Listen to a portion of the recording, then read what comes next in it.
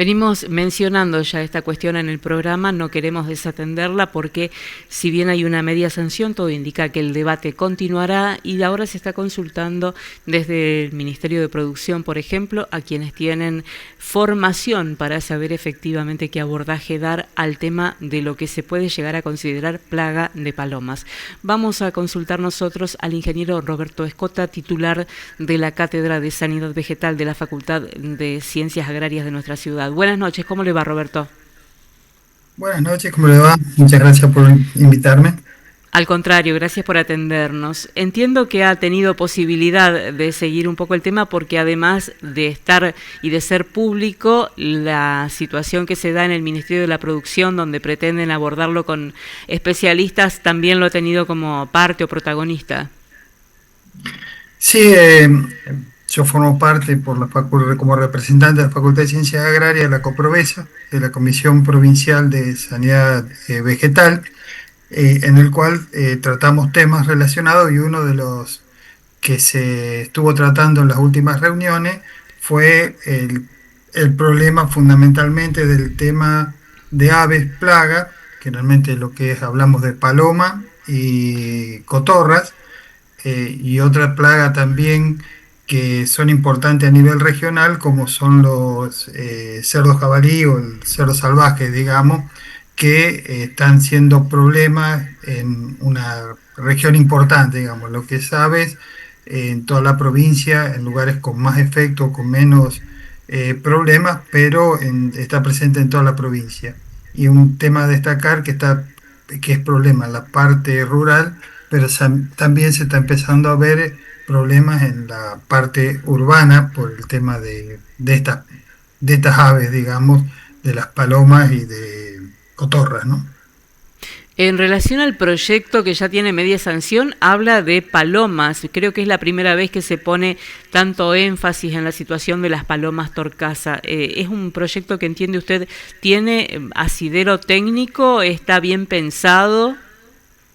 En realidad, la provincia tiene en el año 2016, dictó la ley 12.923, en el cual, para el manejo de plagas, digamos, en el cual tiene que periódicamente, durante todos los años, dictar cuáles son las especies plagas.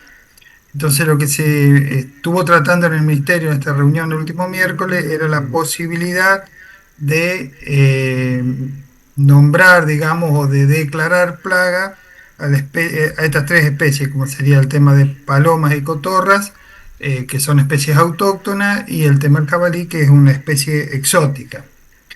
Eh, digamos, la ley está, había que el tema de la posibilidad de declarar la plaga por parte del Ministerio de la Producción, pero hay digamos, un inconveniente en lo Ujú. que respecta al tema de aves plagas, de palomas y cotorras, es que a nivel mundial no se dispone de un método efectivo para el control de estas plagas. Entonces, como la ley que se dictó dice que el Ministerio de la Producción, el Ministerio debe proponer los métodos de control y además llevar a cabo el relevamiento o, digamos, el cumplimiento de la aplicación de estos métodos.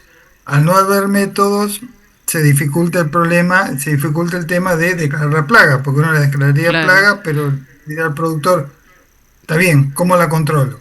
Sin método es Eh, letra muerta la ley. claro, porque no hay.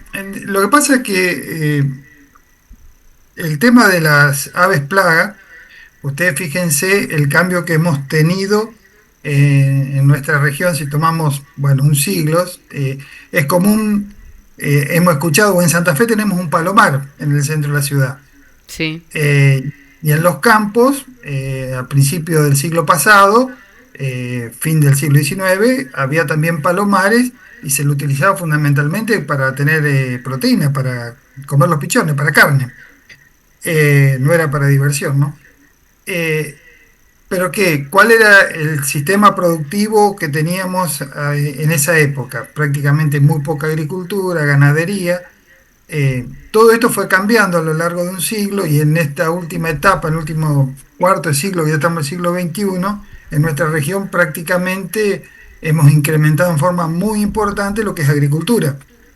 Al implementar lo que es agricultura, lo que hemos hecho es aumentar la cantidad de alimentos que tienen estas especies. Al tener mayor cantidad de alimentos, la reproducción es muy importante y aumenta en forma, digamos, Casi exponencial, digamos. exponencial. Claro. Entonces empezamos a tener el problema que vemos los problemas a todos lados por la alta población de estas especies que estamos teniendo.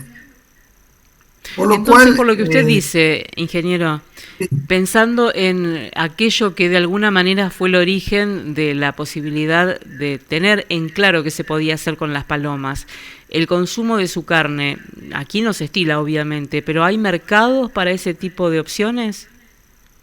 no, no, la verdad que ahí yo escuché que hubo proyectos en determinados momentos de cazar, de utilizar la carne de paloma, digamos, la carne, pero no, la verdad que no, no he escuchado que haya algún, digamos, que alguien haya trabajado en eso, ¿no? Pero La verdad que en eso, entonces, la cetrería sí. no funciona por las cantidades de animales que, como reflejábamos, son cada vez más. Por supuesto que otros métodos más agresivos ponen en peligro también a otras vidas. Hacemos referencia a controles como púas, mecánicos, digamos, púas o cuestiones que tengan que ver con redes, tampoco están dando el resultado esperado y se convierten en mecanismos caros si se tienen que cubrir grandes superficies. ¿Con qué conclusión salieron del ministerio? No, en realidad yo planteo esto como para decir que uno, lo que pasa es que uno por ahí está en la conciencia colectiva de que tenemos una herramienta que podemos bajar la población y bajar los daños de forma inmediata. En realidad hay hay alternativas que se pueden implementar y que tienen que ser en forma conjunta entre los productores, el Estado y los organismos de investigación. Eh, por ejemplo, se puede estar trabajando en coordinar, por ejemplo, épocas de siembra para poder mitigar los gastos, los daños que se producen en los cultivos. Hay repelentes que se pueden utilizar en determinadas zonas. Hay manejos, por ejemplo, hay algunos tipos de manejos que no tienen, digamos que de por sí solo no van a bajar la población, pero sí que combinado con otras actividades pueden disminuir o mitigar los daños producidos por las plagas. Lo que pasa es que es un trabajo en conjunto que se debe realizar y hay que tener muy claro que no hay una solución mágica. ¿Me está escuchando usted? Sí, perfectamente, y lo sigo y pienso, por ejemplo, este trabajo progresivo incluye plantar árboles. Más que plantar árboles, por ejemplo, hay determinadas especies que los árboles altos, por ejemplo, el tema de cotorra, los favorecen para Mm, hacer sus nidos. Entonces, por ahí tener la idea de tener árboles en los campos, por ejemplo, de mediana altura o más bajos, abajos. digamos que, claro, que no son tan preferidos para el tema de de hacer nidos, por ejemplo. Eh, pero tenemos muchas medidas para hacer. Usted, fíjense, justo ayer me comentaba, una cosecha de girasol hecha con la mejor máquina y hecha con toda la técnica para evitar los daños, como mínimo quedan 60 kilos de girasol en el campo. Ujú. Usted piense que una paloma necesita 20 gramos por día para alimentarse. O sea, nos da una idea de la cantidad de alimento que está teniendo. Ni hablar, por ejemplo, hay medidas que se pueden tomar en conjunto. Por ejemplo, usted si va por la ruta y vemos que hay granos desparramados en este momento de trigo a lo largo de todas las rutas, digamos, o cuando hay cosecha se empieza a perder. Bueno, eso es todo fuente de alimento para las aves y lo que hacemos es aumentar el tema de la reproducción de estas aves, ¿no? Claro. Ahora, yo escucho a vecinalistas, a vecinos muy preocupados por este tema y supongo que algún actor político le puede ir a preguntar a usted que dentro de la información y el manejo que tiene puede aportarle justamente todo esto que está diciendo y más. ¿Qué le diría a aquel que toma las decisiones? ¿Qué puede aportar un Estado, por ejemplo, para contribuir con su parte y qué puede aportar un vecino? Bueno, el Estado de por sí, y obviamente en esta reunión que hizo el Ministerio, lo está teniendo en cuenta y está empezando a trabajar, es empezar a formar comisiones como para implementar medidas concretas de manejo para tratar de mitigar el problema de las palomas, tanto en la parte urbana como en la parte rural. O sea, en definitiva, la única forma de delimitar esta problemática es disminuir la cantidad de refugio y disminuir la cantidad de alimentos que tengan. No hay otra forma por la capacidad reproductiva de estas especies, teniendo en cuenta que no podemos usar generalmente los métodos letales químicos por el efecto que podemos tener sobre todo sobre todo el ecosistema, ¿no? Claro. ¿Y la anticoncepción funciona o no con estas aves? Hay métodos anticonceptivos que se le pueden dar a las aves junto con, o sea, se le tendría que dar cebadero o alimentarla con, hay productos que tienen efectos anticonceptivos. También hay sistemas que se pueden rociar los nidos con una especie de aceite que lo que hace es cubrir al huevo con ese aceite y obviamente produce la muerte de los embriones o de los pichones. Eh, Hay medidas de este tipo, lo que pasa que usted imagínese a nivel campo tener que pulverizar nido por nido como puede hacerlo es bastante difícil. O también los anticonceptivos que tenemos no son tan específicos para loro y paloma. Entonces hay que ver dónde se colocan porque si no podríamos estar afectando otras especies que no tienen nada que ver, ¿no? Y tener problemas. Por eso... eh, justamente desde el ministerio se convocó a una reunión en que estuvo la gente presente, por ejemplo, las asociaciones de productores, estuvo SENASA, estuvo el Ministerio de Ambiente, las facultades, tanto la nuestra como la de Rosario, gente del ministerio, por supuesto, y se está trabajando en implementar planes como para tratar de mitigar la problemática que causan estas especies en nuestra región, digamos, a nivel provincial y en las provincias vecinas también, porque es un problema Ingeniero, regional. Sí, ¿cuánto hace que lo consultan por estos temas? o justamente los días estábamos hablando, en el año 2010, 2012 hubo